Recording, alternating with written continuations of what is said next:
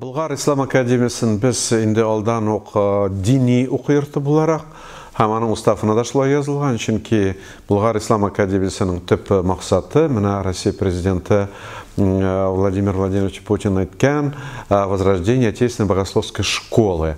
Һәм шуңа күрә дә богословская школа ул беренче чиратта исламоведение түгел, исламият белеме түгел, ул илаһият гыйлеме.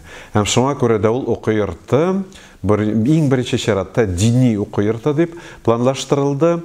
Һәм инде хөкүмәт тарафыннан гомумән бу мәсьәләдә аңлашылучанлык бар дип саныйм, чөнки инде аның уставы теркәлгән дини укыйрты буларак. Һәм шуңа күрә дә анда укыту һичшиксез менә шушы юнәлештә алып барылачак. Биредә без шулай ук инде башлангыч чорында алга таба күз күрер ул ничек булыр.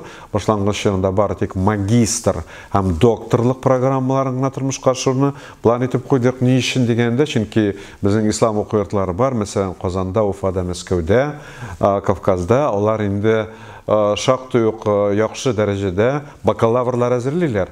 Һәм инде Булгар академиясында бүген укырлык безнең кадрларыбыз бар. Һәм шулай чит илдә укып кайткан бакалаврларыбыз да күп. Һәм шуңа күрә дә бүгенге көндә бакалавриат программасын тормышка ашыру Булгар академиясында ул максат итеп куелмаган. Магистр һәм докторлык программалары.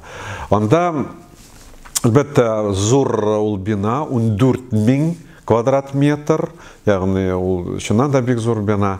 Анда без бер вакытны инде 75 студент укыр дип күзалладык. Ягъни без, мәсәлән, беренче курска 15 магистр һәм 10 доктор алдык. Докторлар аның кадәр беренче елларны җыелмас, бәлки без магистрларны күбрәк арттырырбыз, бәлки докторлар 2-5 булыр, чөнки безгә динне яхшы белгән, гарәп телен яхшы белгән магистрлар табу Россиядә бүген зур проблема.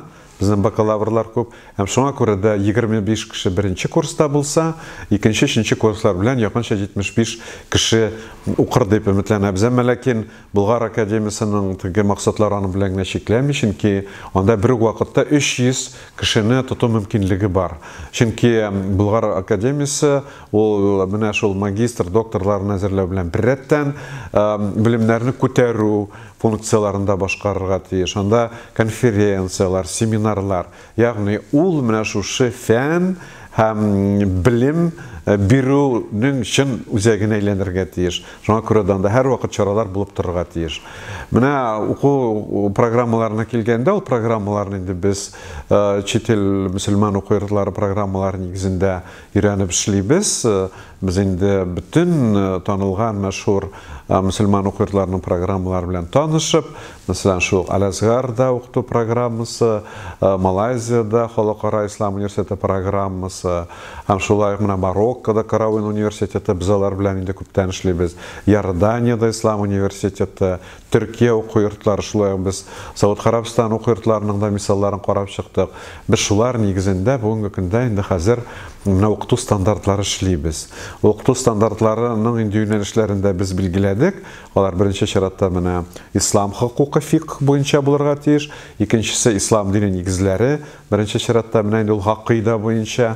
Һәм инде менә безнең өчен шулай актуаль проблема ул ислам икътисады, ислам экономикасы. Әлегә менә 3 юнәлеш. Әлбәттә, биредә укыту дәүләт телләрендә, беренче чиратта русча, һәм ләкин бик күп фәннәр гарәп телендә булачак.